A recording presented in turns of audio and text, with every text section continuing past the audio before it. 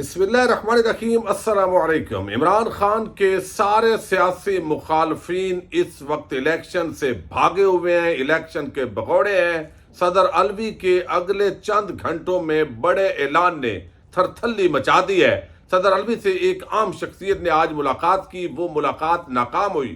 اس کے بعد جو ٹاؤٹ ہیں میڈیا کے اندر، وہ کس طرح متحرک ہوئے، واٹس ایپ میسیجز جو ان کو پہنچے، انہوں نے ایک عجیب طریقے سے صدر الوی پر حملے کیے ہیں۔ اس کی تفصیل آپ کے سامنے رکھنی ہے۔ نون لیگ پیپلز پارٹی، دونوں جماعتیں کس طرح ایک ٹاؤٹ کی حیثیت اختیار کر گئی ہیں، ان پر بھی بات کریں گے۔ سانحہ بلدیہ ٹاؤن پاکستان کی تاریخ کا ایک بڑا بھیانک سانحہ ہے۔ اس سانحے کے اندر 260 افراد کو زندہ جلایا گیا، اور اس پر آج اس سندھ ہائی کورٹ کے اندر ایک بڑا فیصلہ آیا۔ اس کی تفصیل آپ کے سامنے رکھنی ہے۔ ایم کیو ایم کے غنڈے بدماشوں کا اس کے اندر کیا کردار تھا، پولیس نے کس طرح ناقص تفتیش کی، یہ ساری چیزیں جو ہے وہ آج آپ کے سامنے لانی ہے۔ پاکستان اور افغانستان کے جو تعلقات ہیں وہ آپس میں پچھلے 6 دن سے انتہائی کشیدہ ہیں، اور بارڈر پر، تورخم بارڈر پر اس وقت کیا صورتحال ہے وہ بھی آپ کے سامنے رکھنی ہے۔ امید ہے آپ سماعت کریں گے اور اپنے قیمتی فیڈ بیک سے ضرور آگاہ کریں گے۔ اب دوسری طرف آپ دیکھیے کہ اس وقت جو افغانستان ہے، ہمیشہ پاکستانیوں نے بڑا ان پر محبت نچھاور کی ہے۔ پاکستان کے اندر جو افغان مہاجرین ہیں ان کی بڑی تعداد ہے۔ پھر ہمیشہ جو افغانستان کے لوگ ہیں جس طرح کا وہ رسپانس دیتے ہیں وہ یقیناً مایوس کن ہوتا ہے۔ اب جس طرح جو ہے وہ تورخم بارڈر پر پاکستان کی حدود کے اندر ایک چوکی تعمیر کرنے کی کوشش کی 6 ستمبر کو، پھر دوسری طرف سے افغان فورسز نے فائرنگ کی، پاکستانی فورسز نے جواب دیا۔ افغان فورسز کا کہنا ہے کہ ان کے 2 محافظ جو ہے وہ جاں بحق ہوئے ہیں۔ پھر اسی دن چترال کے مقام پر پاکستان کے اوپر جو ٹی ٹی پی ہے وہ حملہ آور ہوئی۔ اب یہ ایسا تو نہیں ہو سکتا کہ یہ اچانک ہوا ہے، یقینی طور پر اس کے دونوں واقعات کی آپس میں کڑیاں ملتی ہیں۔ پاکستانی جو سیکورٹی ایجنسیز ہیں وہ اس کا جائزہ لے رہی ہیں۔ اسی دن سے تورخم جو بارڈر ہے وہ بند ہے۔ اب دونوں طرف جو ٹرک ہیں وہ لائنیں لمبی لگی ہوئی ہیں، جو افراد ہیں ویزے کے لیے لائنیں لگی ہوئی ہیں، وہ چاہتے ہیں کہ ادھر ادھر چونکہ آنا جانا ہے بڑا جو ہے وہ زیادہ، تو اب لوگ رل گئے ہیں، اور تجارت جو ہے وہ بھی ظاہر ہے، جو چیزیں گلنے سڑنے والی سبزیاں ہوتی ہیں، جو نقصان ہوتا ہے وہ علیحدہ ہو رہا ہے تاجروں کا۔ افغان حکومت اب منت ترلا کر رہی ہے، لیکن پاکستان کے ساتھ جو مسلسل زیادتیاں ہو رہی ہیں اور ڈالر اور دیگر چیزوں کی جو سمگلنگ ہو رہی ہے، اور یہ سمگلنگ پاکستان کے جو ادارے ہیں، وہ جو افراد ہوتے ہیں وہاں ڈیوٹی کرنے والے، ظاہر ہے ان کی مدد کے بغیر تو نہیں ہو سکتا، وہ ڈبل گیم اس پاکستان کی ریاست کے ساتھ کرتے ہیں تو یہ ممکن ہوتا ہے۔ تو اب جو ہے وہ پاکستان کی ابھی تک وفاقی حکومت نے یہ فیصلہ نہیں کیا، تو ایسے لگتا ہے کہ افغان جو طالبان کی حکومت ہے اور پاکستان کی جو حکومت ہے اس کے مابین شدید کشیدگی اس وقت چل رہی ہے۔ دوسری طرف ایک اور بڑی ڈیولپمنٹ ہوئی ہے، اور وہ ہے پاکستان کا ایک بڑا سانحہ بلدیہ ٹاؤن۔ ایک طرف ماڈل ٹاؤن سانحہ، جس کے اندر اس وقت کی حکومت شہباز شریف اور باقی جو ان کے کڑچھے چمچے اور باقی افسران، وہ سب نے جس طرح خون کی ہولی کھیلی، ایک جو پولیس اہلکار ہے یا سیاسی رہنما وہ اس مقدمے میں جیل میں نہیں گیا۔ یعنی ایسے لگتا ہے کہ جن لوگوں نے یہ واقعہ کروایا، جو اس سارے معاملے کے اندر ملوث تھے، وہ کردار اتنے تکڑے تھے کہ باقاعدہ ان کو وزیر اعظم بنایا گیا، یعنی ان کو باقاعدہ وزیر اعلیٰ بنایا گیا۔ اور ایسے انسانی جانوں کی جو قیمت ہے وہ پاکستان کے اندر یہ حیثیت ہے۔ اسی طریقے سے آپ نے دیکھا کہ پاکستان کی ریاست کے اندر ایم کیو ایم کو ایک بدماش کے روپ میں متعارف کروایا گیا، اور وہ بدماش بنے۔ پھر جو ایک فیکٹری کے اندر بھتہ نہ دینے پر 260 افراد کو زندہ جلایا گیا۔ اب یہ سارا کام جو ہے وہ آج عدالت نے جو اپیلیں خارج کی ہیں اس کے اندر بڑا عام باتیں ہیں جو میں نے آپ کے سامنے رکھنی ہے۔ وہی ایم کیو ایم جو الطاف حسین کو علیحدہ کر کے باقی پاک صاف ہو گئے، وہ عمران خان صاحب کی حکومت میں شامل ہوئے، اور اب اس اتحادی جو پچھلی حکومت ہے اس کے اندر شامل ہو کے سارے محب وطن ہو گئے۔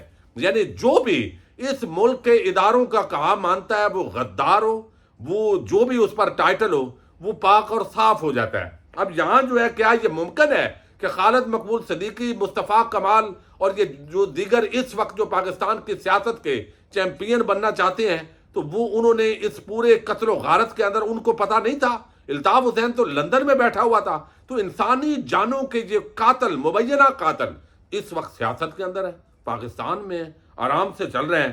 اب یہ جو آج اپیلیں کی گئی تھی، کچھ فیصلہ 4 لوگوں کو اس کیس کے اندر عمر قید کی سزا سنائی گئی تھی، 2 کو اس میں سزائے موت سنائی گئی تھی. اب اس کے خلاف جو ہے وہ اپیلیں تھی.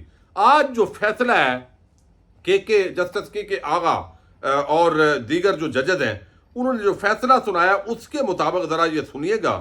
وہ کہتے ہیں کہ ایسا لگتا نہیں کہ فیکٹری کو جلانے کا اتنا سنگین فیصلہ MQM کی اعلیٰ ترین قیادت کی منظوری کے بغیر کیا گیا. پھر وہ کہتے ہیں کہ عدالت عالیہ نے مقدمے میں اشتہاری حماد صدیقی کو واپس لانے سے متعلق رپورٹ پیش کرنے کا حکم دے دیا.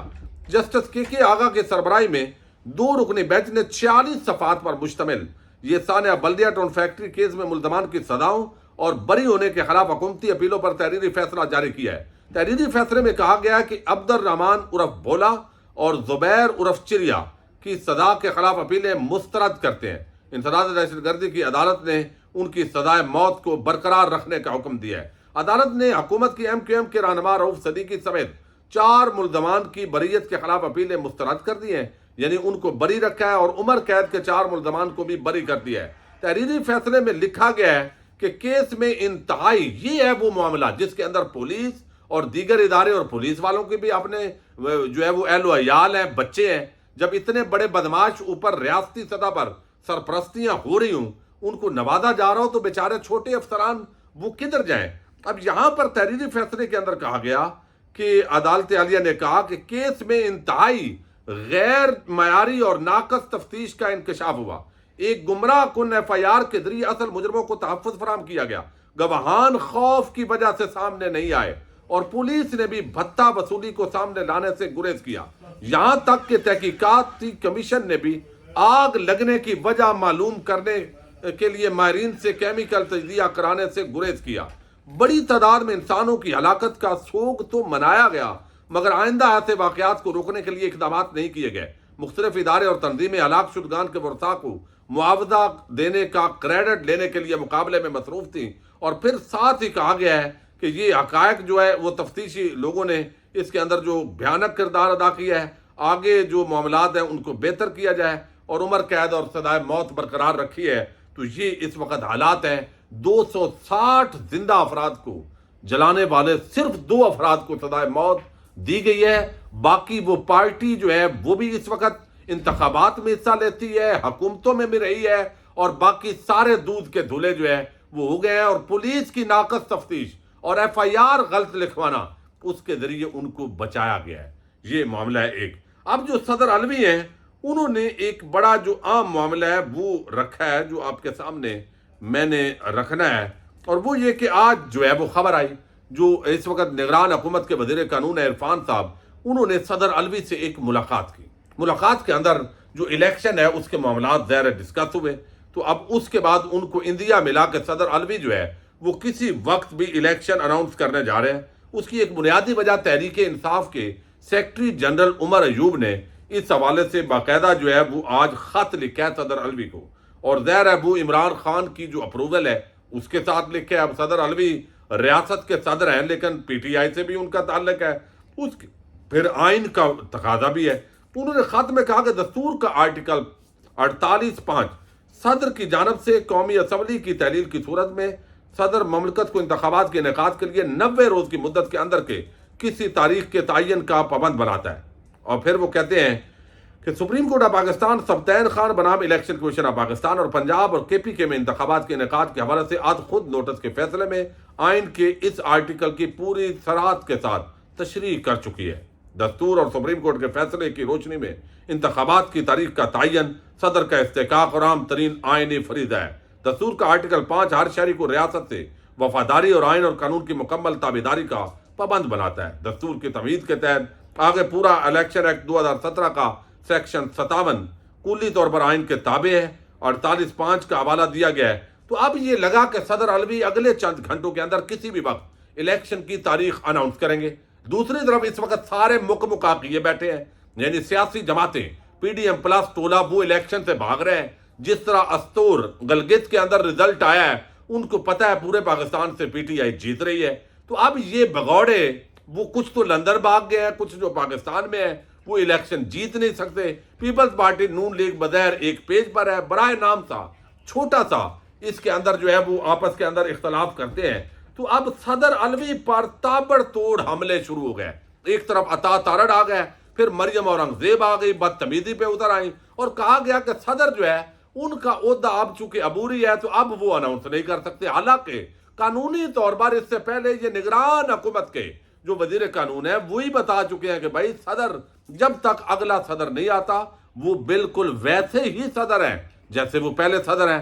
آرٹیکل 48.5 کے تحت یہ ظاہر ہے ان کے جو ہے وہ پابندی بھی ہے. تو اب غریدہ آسما سے لے کر پورا ٹولہ، یعنی جن کو واٹس ایپ پر میسیجز ملتے ہیں، جس کو کہا جاتا ہے کہ یہ جو کچھ کرنا ہے وہ اس کے مطابق کرنا ہے، اب یہاں جو پورا معاملہ ہے اس کے اندر صدر علوی پر حملے شروع ہو گئے کہ صدر جو ہے وہ ہے ہی نہیں، صدر یہ نہیں ہے، صدر وہ نہیں کر سکتا، جبکہ صدر فل اتھارٹی کے ساتھ قائم ہے.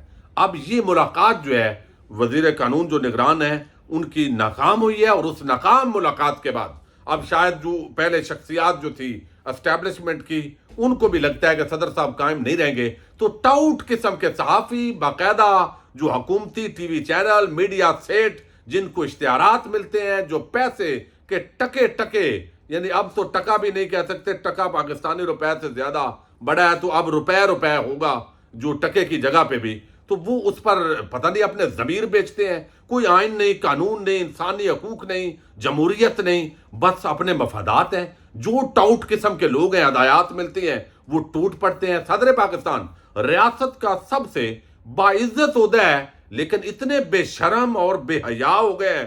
بعض کردار جو ہے وہ تو ایسے مطلب ہے کر رہے ہیں، نہ ان کو پتہ ہے صحافت کے اندر بیٹھے ہوئے یہ بھیڑیے اور یہ خواتین کا ایک جو آنٹیوں کا ٹولہ ہے وہ ان کو آئین، آزادی صحافت کچھ غرض ہی نہیں ہے. تو یہ مفاد پرست ٹولہ ہے وہ اپنے انجام کو پہنچنا ہے. اور اب صدر علوی دیکھتے ہیں وہ اپنے پاؤں پہ کھڑے ہوتے ہیں یا وہ بھی اسی طریقے سے جو ہے وہ مظاہرہ کرتے ہیں جیسے پہلا کر رہے ہیں. اجازت دیجیے گا، اللہ حافظ.